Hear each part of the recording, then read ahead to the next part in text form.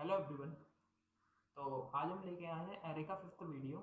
और इसमें हम देखेंगे कि अगर हमें कोई भी एरे गिवन है तो हम उसको सॉर्ट कैसे करेंगे। तो सबसे पहले तो हम सॉर्ट का मतलब समझेंगे कि सॉर्ट होता क्या है, और फिर हम इसका लॉजिक देखेंगे कि हम इस चीज़ का जो लॉजिक है वो किस तरीके से बिल्ड कर पाएंगे जिससे हमारा जो चीज़ है या फिर जो एरे है वो सॉर्ट हो जाए। ठीक है, तो आइए स्टार्ट करते हैं अपने सॉर्टिंग्स के साथ। बहुत ही ज़्यादा आसान है, अगर आपको समझ में आ गया। बहुत ही ज़्यादा आसान है, दिखने में बस कॉम्प्लिकेटेड है, आसान है। सॉर्टिंग्स करते कैसे हैं? सबसे पहली चीज़, सॉर्ट होता कैसे है? जैसे हमारे पास एक रैंडम एरे है, जैसे गिवन है 3 है, 4 5 तो ऐसे गिवन है। हमें इसको असेंडिंग ऑर्डर में अगर लगाना है 2 3 4 5, तो हम इसे बोलते हैं कि ये सॉर्टेड एरे है। Array will be sorted. Array को सॉर्ट करने की बहुत सारी टेक्निक्स होती हैं। जनरली हम बात करेंगे सिलेक्शन सॉर्ट की, जो कि सबसे आसान टेक्निक है, बहुत ही ज़्यादा सिंपल टेक्निक है। हम इसकी मदद से जो एरे है उसको सॉर्ट कर सकते हैं। तो आइए लॉजिक देखते हैं, हमारा जो लॉजिक है वो किस तरीके से बिल्डअप होता है। ध्यान से देखिए, मेरे पास अगर कोई भी एरे गिवन है, मैंने बोला 3, मैंने बोला 4, मैंने बोला 5, मैंने बोला 2। ठीक है, ध्यान से देखिएगा, थोड़ा सा एकदम ओपन स्पेस में आता है। 3 4 5 और 2 करेक्ट है। मैं बोलूँगा कि मैं एक लूप चलाऊंगा int i is equal to 0 से। ठीक है, मान लिया आई 0 से लूप चल रहा है। मैं इसको मान लूँगा कि ये मिनिमम इंडेक्स है, मतलब ये सबसे छोटा है पूरे चारों एलिमेंट में। ये इसका जो इंडेक्स है आई 0 का जो इंडेक्स है वो सबसे छोटा है। तो मैंने जो मिनिमम इंडेक्स है या मिनिमम जो वैल्यू का इंडेक्स है उसको मैंने आई नाम दे दिया कि ये सबसे छोटा है। मान लो एक बारी को सबसे छोटा है। ठीक है, ठीक है।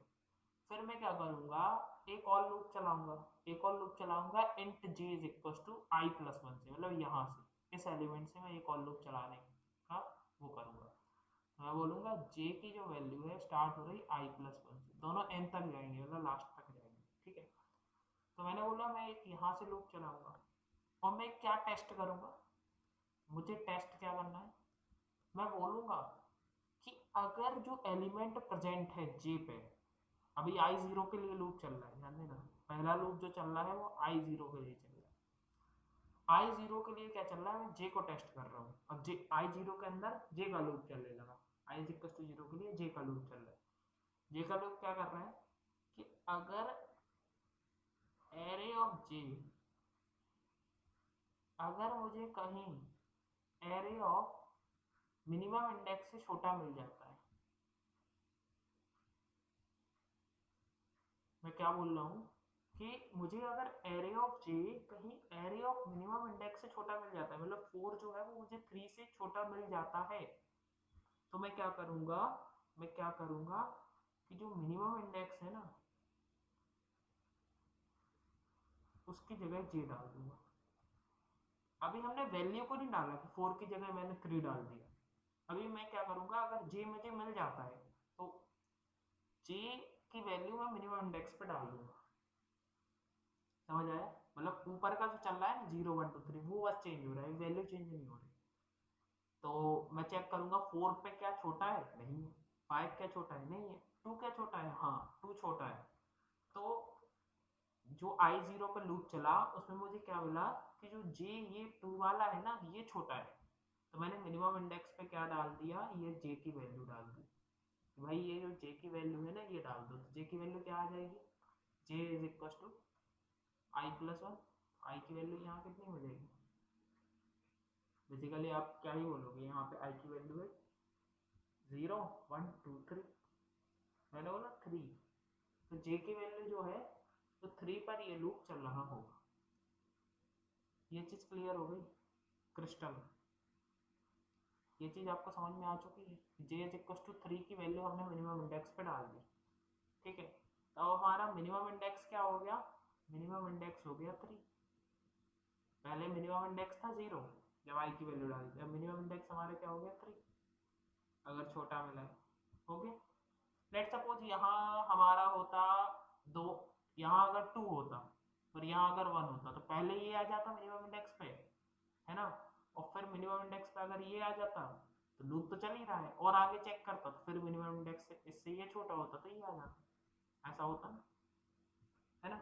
अब मिनिमम इंडेक्स पे 3 आ गया, अब इसके आगे लूप भी खत्म हो जाएगा और आई फिर इंक्रीमेंट हो जाएगा, तो आई जीरो के लिए जो मिनिमम इंडेक्स आ गया, मिनिमम इंडेक्स आ गया, वो आ गया 3। अब मैं क्या करूंगा, अब मैं कराऊंगा वैल्यू को स्वैप, तो मैं क्या कराऊंगा, स्वैप कर दो, स्वैप कर दो एरे ऑफ आई से comma array of minimum index को। तो मेरे पास एरे ऑफ आई क्या था, आई अभी 0 चल रहा था इस केस में, आई इज इक्वल टू 0 पे, तो एरे ऑफ 0 को एरे ऑफ 3 से स्वैप कर दो, तो 2 3 से स्वैप हो जाएगा। तो मेरा नेक्स्ट केस क्या बनेगा, मेरा नेक्स्ट केस बनेगा अगर 2 3 से स्वैप हो गया तो यहाँ पे आ जाएगा अपना 3 की जगह क्या आ जाएगा, यहाँ पे 2 आ जाएगा, ये 4 आ जाएगा, ये 5 आ जाएगा, और ये क्या आ जाएगा, 3 आ जाएगा। ये चीज आपको क्लियर हुई एकदम से। अब मेरा लूप जो है i इज इक्वल टू 0 के लिए ऑलरेडी चल चुका है।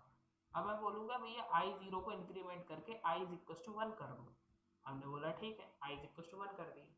i 1 के लिए मैं सेम लगाऊंगा कि i इज इक्वल टू अगर मेरा 1 हो चुका है, मतलब आप यहां से प्रारंभ करिए, यहां से प्रारंभ करिए, ठीक है, और मैंने इसको मिनिमम इंडेक्स मान लिया, मिनिमम इंडेक्स, क्योंकि एरे ऑफ आई हर बार मिनिमम इंडेक्स डिफाइन हो रहा है, मतलब जो लूप है उसके अंदर array of i is equal to minimum index.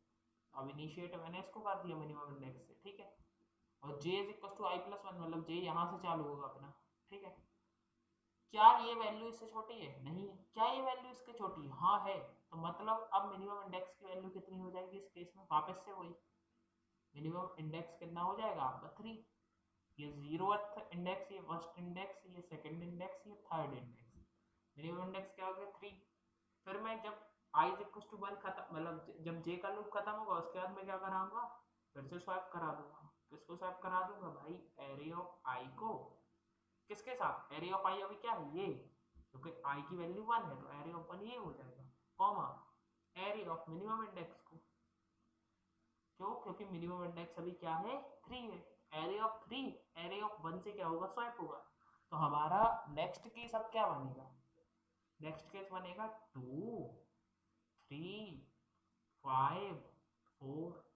अच्छा जी, अब मैं देखूंगा कि भाई आई जो है ना अब 2 पे आ गया, आई 2 मतलब आई यहाँ पहुंच गया, आई यहाँ पहुंच गया तो सिंपल सी बात है जे यहाँ पहुंच जाएगा, और आई ये जो है तो यही मिनिमम इंडेक्स हो जाएगा, हो जाएगा, ठीक है, समझ गया।